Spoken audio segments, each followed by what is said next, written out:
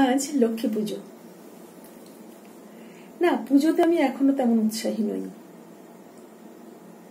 কিন্তু এই লক্ষ্মী পুজো নিয়ে আমার অনেক স্মৃতি আছে, তাই আজ মনে হলো একটু স্মৃতি রোমন্থন করি, অতীত ঘাঁটি। আমার বিয়ে হয়েছিল এখনকার তুলনায় অনেকটাই কম বয়সে। বিয়ের পর থেকেই দেখলাম আমার হাজব্যান্ড লক্ষ্মী পুজোতে তদানীন্তন শ্বশুর বাড়ি, তদানীন্তন বলছি এই কারণে যে এখন ওখানে কেউ থাকেন না, মদনপুর, নদিয়ার মদনপুরে তখন আমার শ্বশুর শাশুড়ি এবং সেজ ননদ, তখনও তার বিয়ে হয়নি, ওখানে থাকতেন। ও সেখানে যাওয়াটা বেশ ম্যান্ডেটারি ছিল। প্রতি বছরই পুজোর 1-2 দিন আগে ওখানে যেতাম, পুজোর পরের দিন ফিরে আসতাম। যেহেতু আমার বাপের বাড়িতে পুজোর প্রচলন সেরকম নেই, সেই জন্য এখানে লক্ষ্মী পুজো নিয়ে তেমন কিছু আমি কখনো দেখিনি। তবে ওখানে ওই চোর পূর্ণিমা বলা হতো লক্ষ্মী পুজোটাকে, তো লোকজন চুরি করতে বেরোতো, সেই জন্য আগে থেকেই ফল টল সব গাছে যা থাকতো সেগুলো সব পেরে নিত, আর ফলার করা হতো একটা। ওই দিনকে রান্না রাত্রিবেলা বোধহয় ভাত হতো না, ফলার হতো, চিড়ে দই আরো নানা রকম ফল টল মিশিয়ে খাওয়া হতো, এইটুকুই। কিন্তু ওখানে গিয়ে দেখলাম মদনপুরে লক্ষ্মী পুজোটা একটা বেশ ঘরোয়া উৎসব। প্রত্যেক বাড়িতে আলপনা দেওয়া, আলোর মালায় সাজানো, বিকেল হলেই উলুধ্বনি শাঁখের আওয়াজ ভেসে আসতো, প্রত্যেক বাড়িতে নাড়ু বানানো হতো, বিভিন্ন ধরনের নাড়ু। এবং আমাদের মদনপুরের বাড়িতে জেঠিমা আসতেন, উনি এসে শাশুড়িকে সাহায্য করতেন নানা রকম নাড়ু বানানোয়। তিলের নাড়ু, মুড়ির নাড়ু, চিড়ের নাড়ু, আর নারকেল নাড়ু বিভিন্ন রকমের, কোনোটা চিনির কোনোটা গুড়ের, এগুলো বানানো হতো। ফল প্রসাদ তো ছিলই, তো বেশ উৎসবের আবহ তৈরি হতো নানা রকম খাবার দাবার মিলিয়ে। আর সন্ধে হলে শ্বশুর মশাই পাঁচালি পাঠ করতেন, আর ব্রাহ্মণের পিছনে ছোটা হতো কখন উনি আসবেন সেই জন্য। এরপরে আমার ননদের বিয়ে হলো, দেওরের বিয়ে হলো। সেজ ননদের বিয়ে হয়ে যাওয়ার পরেও কিন্তু অন্য ননদরা আসতে পারতো না, কারণ তাদের বাড়িতেও লক্ষ্মী পুজোটা হতো, কিন্তু সেজ ননদ প্রত্যেক বছর ওখানে যেতই। কারণটা পরে বলছি। আর আমার যা, এরপরে আমার দেওরের বিয়ে হলো, আমার যা এলো, এবং দেওরের যা আর আমরা মিলিয়ে সবাই মিলে একটা শুরু হলো যে ওই পুজোর ফল প্রসাদের সঙ্গে খিচুড়ি এবং পাঁচমিশালি একটা তরকারি করা। তো সেই খিচুড়ি এবং পাঁচমিশালি তরকারির স্বাদটাও কিন্তু অনন্য হতো। আর আমি যেহেতু পুজোয় খুব একটা উৎসাহী নই এবং পুজো পাঠে আমার তেমন কোনো আগ্রহ নেই, তো সেই জন্য প্রথম একটুখানি জোর করতেন আমার শ্বশুর শাশুড়ি পুজোতে অংশগ্রহণ করার জন্য, বা ওই পাঁচালি পাঠ করার জন্য প্রথম বছর হয়তো একটু জোর করেও ছিলেন। কিন্তু যখন ওনারা দেখলেন যে আমার এই পুজো পাঠে তেমন কোনো উৎসাহ আগ্রহ নেই, পরের দিকে কিন্তু ওনারা আমাকে আর কখনো জোর করেননি। এমনকি পুজোর যে আয়োজন, সেই আয়োজনেও কখনো আমাকে অংশগ্রহণ করার জন্য জোর করেননি। এই জন্য আমি আমার শ্বশুর বাড়ির কাছে কৃতজ্ঞ। সেই জন্যই আমার সেজ ননদকে প্রত্যেক বছর ওখানে আসতেই হতো, কারণ ও না এলে আমার শাশুড়ি বেশ অসহায় বোধ করতেন, কারণ উনি তো উপোস থাকতেন, আর উপোস থেকে এই এত আয়োজন করাটা ওনার পক্ষে আর সম্ভব হতো না। তো যাই হোক, আমার হাজব্যান্ড ওখানে পুজোতে অংশগ্রহণ করত বেশ উৎসাহ নিয়েই, নানা রকম জিনিসপত্র কিনে নিয়ে আসা, বাজার করা, সকাল থেকেই বেশ তোড়জোড় শুরু হয়ে যেত। সেটা এখন এগুলোকে বেশ মিস করি। আমার ছেলেরা এরপরে যখন বড় হলো, ছোটবেলায় এই পুজোটা ওরাও বেশ এনজয় করতো, এবং বড় হয়েও পুজোটা নিশ্চয়ই এনজয় করতো, পুজোর পরিবেশটা। কিন্তু ছোটবেলায় যেটা ওদের উৎসাহের কারণ ছিল এই পাঁচালি পাঠটা, দাদু এবং বাবার অনুরোধে ওরা পাঁচালি পাঠটা করতো, লক্ষ্মীর পাঁচালি পাঠ। যখন আস্তে আস্তে বড় হতে শুরু করলো, লেখাপড়াটা আর একটু এগোলো, তখন কিন্তু এই পাঁচালি পাঠটা ওরা আর করতে চাইতো না। ফলে এটা নিয়ে মাঝে মাঝে বেশ অশান্তিই হতো যে ওরা কেন পাঁচালি পাঠ করছে না। এই অশান্তি এড়ানোর জন্য আমিও ওদেরকে বলেছি কখনো কখনো, কি আছে কর না, কিন্তু ওরা হয়তো ওদের নিজেদের শিক্ষা এবং তার ব্যবহারিক প্রয়োগের কারণেই এ ব্যাপারে আর উৎসাহবোধটা করতো না এবং আর পাঁচালি পাঠ করতো না। কিন্তু ওই মানুষজন অনেক আসতেন, তখন ফল প্রসাদ খাওয়ানো হতো, খিচুড়ি খাওয়ানো হতো, বেশ পেট ভরে সবাই খেতেন খিচুড়ি এবং তরকারি, এগুলো ওরা করত। এই যে ওরা পরের দিকে আর পাঁচালি পাঠটা করতো না, তার একটা কারণ তো ওরা বুঝতেই পারছিল যে ওরা বইয়ের পাতায় যা পড়ছে তার সঙ্গে ব্যবহারিক জীবনটা ঠিকঠাক মিলছে না। আমাদের সমাজের তো এই দ্বিচারিতা আছেই। আমরা পরীক্ষায় নম্বর পাওয়ানোর জন্য, পরীক্ষায় পাশ করার জন্য আর ভালো কেরিয়ার গড়ার জন্য বিজ্ঞান, ইতিহাস, ভূগোল এগুলো পাঠই করি আর লিখেই যাই, ব্যবহারিক জীবনে তার প্রয়োগ করি না। আজকে এই সময় দাঁড়িয়ে বিজ্ঞানের এই প্রবল উন্নতিতেও ধর্ম, পুজো, মন্দির, মসজিদ নিয়ে এই হিংসা, হানাহানি, মানুষে মানুষে বিভেদ এখনো চলছে।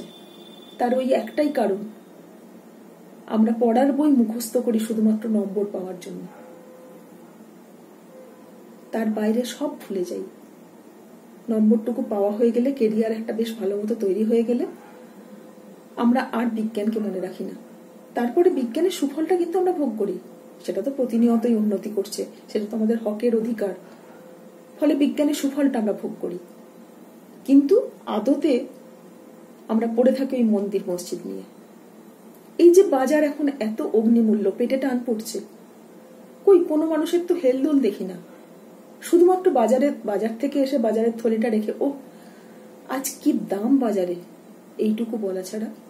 অথচ দেখুন, কোথাও যদি একটা মন্দিরে আঘাত লাগে, কোনো একটা মসজিদে আঘাত লাগে, বলতে হবে না, পিলপিল করে সমস্ত মানুষ একত্রিত হয়ে যাবে, তার বিরুদ্ধে প্রতিবাদে নেমে পড়বে, অবরোধ হবে। কি জানি মানুষ এখনো এই সময় দাঁড়িয়ে কেন এতখানি অবৈজ্ঞানিক থেকে যাচ্ছে, কেন এতখানি কুসংস্কারগ্রস্ত থেকে যাচ্ছে, সংস্কারগ্রস্ত থেকে যাচ্ছে। সত্যি বুদ্ধির অগম্য। আজকে এই করোনা পরবর্তী সময়ে যখন আমাদের ফুসফুস বিপন্ন, ফুসফুসটাই তো সবার আগে বিপন্ন হচ্ছে, তার আর একটা বড় কারণ তো এটাই যে আমাদের ফুসফুস আগে থেকেই বিপন্ন হয়ে থাকছে পরিবেশ দূষণের কারণে। সেই পরিবেশ দূষণ নিয়ন্ত্রণে যারা নিজেদেরকে নিবেদিত রেখেছে, নিয়োজিত রেখেছে, আমার কাছে তারাই লক্ষ্মী। কারণ তারা পৃথিবীর এবং পরিবেশের সম্পদ বাড়ানোর চেষ্টা করে যাচ্ছে। আজকে লক্ষ্মী পুজোতে তাদের বন্দনা করা উচিত ছিল। আমি বলছি, আমার ঘরেই আমি একজনকে এরকম দেখি। আমি আগেও বলেছি আমার মা কিভাবে গাছের পরিচর্যা করে যান। কদিন আগে মায়ের কাছে ঘুরে এলাম, তো দেখলাম এই 80 বছর বয়সেও কি অক্লান্ত পরিশ্রমটাই না করতে পারে এটা গাছের জন্য। 80 বলছি বটে, মার এখনো 80 হয়নি, 79। সেটা মাকে সতর্কও করা হয়েছে যে তোমার এখনো 80 হয়নি, 80 করে সহানুভূতি টানার চেষ্টা করো না।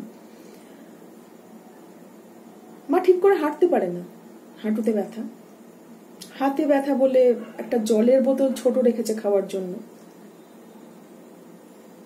বোতল ঠিক করে তুলতে পারে না। কিন্তু কোদাল দিয়ে যখন, ছোট কোদাল একটা আছে মায়ের, দাউলি আছে একটা, সেটা দিয়ে যখন মাটি খোঁড়ে, তখন একবারও আমার দেখে মনে হয় না যে মার হাতে ব্যথা আছে। এই সময় গিয়ে দেখলাম যখনই আমি বেশি না হাত ধুতে যাচ্ছি, মা তার নিচে একটা পাত্র বসিয়ে দিচ্ছে। সেটা কেন না, হাত ধুয়ে যে জলটা আমরা নষ্ট করছি সেই জলটুকুও যাতে নষ্ট না হয়, একটা গাছ পায়। কারণ অনেকদিন বৃষ্টি হয়নি, গাছ সব শুকিয়ে যাচ্ছে, গাছের নিচে মাটি ফেটে যাচ্ছে। ফলে এই জলটুকুও যদি সেই গাছটা পায়, গাছটার উপকার হবে, বাঁচবে। ওই জলের পাত্রটা বয়ে নিয়ে যেতে কিন্তু মার হাতে ব্যথা হয় না। আমার মাঝে মাঝে মনে হয় যদি আমাদেরকে মানুষ করার সময় মা ঠিক এতটা যত্ন, এতটা পরিচর্যা করত, আমরা হয়তো একটু গ্লো করতাম না। এটা মার সঙ্গে এটা রসিকতাই করলাম। তো এই যে মানুষটা নিজের সমস্ত শারীরিক প্রতিবন্ধকতাকে উপেক্ষা করে প্রতিনিয়ত গাছের পরিচর্যা করে যাচ্ছে, সে তো আমাদেরই জন্য, আমাদেরকেই বাঁচাবার জন্য, আমাদের পরবর্তী প্রজন্মকে বাঁচানোর জন্য। এরকম তো শুধু আমার মা না, এরকম অনেক মানুষ আছেন যারা প্রতিনিয়ত পরিবেশকে আরেকটু দূষণমুক্ত রাখার জন্য চেষ্টা করে যাচ্ছেন। পরিবেশের সম্পদ যারা বাড়াচ্ছে তারাই লক্ষ্মী নয় কি? লক্ষ্মী তো তাকেই বলে যে সম্পদ বৃদ্ধি করার জন্য দায়ী হয়। আক্ষরিক অর্থেই কিন্তু এইসব সম্পদ, এইসব মানব সম্পদ আমরা অবহেলা করে সমস্ত নষ্ট করে ফেলছি। পুজো যদি করতে হয়, বন্দনা যদি করতে হয়, তো এদেরকেই করা উচিত এবং আমাদের ছেলে মেয়েদের সেই শিক্ষাই দেওয়া দরকার। আমরা তা না করে মন্দির, মসজিদ, গির্জা এইসব নিয়ে মাতামাতি করি। পেটে টান পড়ছে, মগজে টান পড়ছে, ফুসফুসে টান পড়ছে। এসব কিছু থেকে পরিত্রাণের একটাই উপায়, মানুষকে আরো ব্যবহারিক জীবন, অনেক বেশি ব্যবহারিক জীবনে অভ্যস্ত হতে হবে। আসুন আমরা বরং সেই চেষ্টাটা করি। স্বাস্থ্য সংক্রান্ত একটা টিপস দেওয়ার আছে আজকে। আমরা অনেক সময় কোষ্ঠকাঠিন্য বা অর্শ রোগে অনেকেই ভোগে বিভিন্ন সময়ে। তো তার জন্য আমার মায়ের টোটকা হচ্ছে, আমের যে কুশি, ছোট আম হলে তার কুশি হয়, বড় আম বা পাকা আম হলে তাদের আঁটি যখন হয়ে যায়, সেই আঁটির ভেতরে যে কুশিটা থাকে সেইটা কোষ্ঠকাঠিন্য বা অর্শের অব্যর্থ ঔষধ। ছোট আম যখন হয় সেই কুশিটা যদি চিবিয়ে খেয়ে ফেলা যায় তাহলে, আর আম যখন বড় হয়ে যায়, যখন আঁটি হয়ে যায়, সেই আঁটিটাকে আমার মা করে কি জলে সেদ্ধ করে, সেদ্ধ করার পর সেই আঁটিটাকে রোদে শুকায়, শুকানোর পর তার ভেতর থেকে যে কুশিটা বেরোয় সেটাকে আবার রোদে শুকায়। ওটা রোদে শুকালে একদম সুপুরির মতো শক্ত হয়ে যায়। সেই শক্ত কুশিটাকে এমনি সুপুরির মতো খাওয়া যায়, বা ওটাকে গুঁড়ো করে ভাস্কর লবণ বানায় আমার মা। তো সেটা খুব উপকার করে, পেট পরিষ্কার রাখে, ফলে কোষ্ঠকাঠিন্যে ভুগতে হয় না। যদি কারো এই উৎসাহ এবং উদ্যম থেকে থাকে, চেষ্টা করে দেখতে পারেন, উপকারী পাবেন। আচ্ছা, এইটুকুই।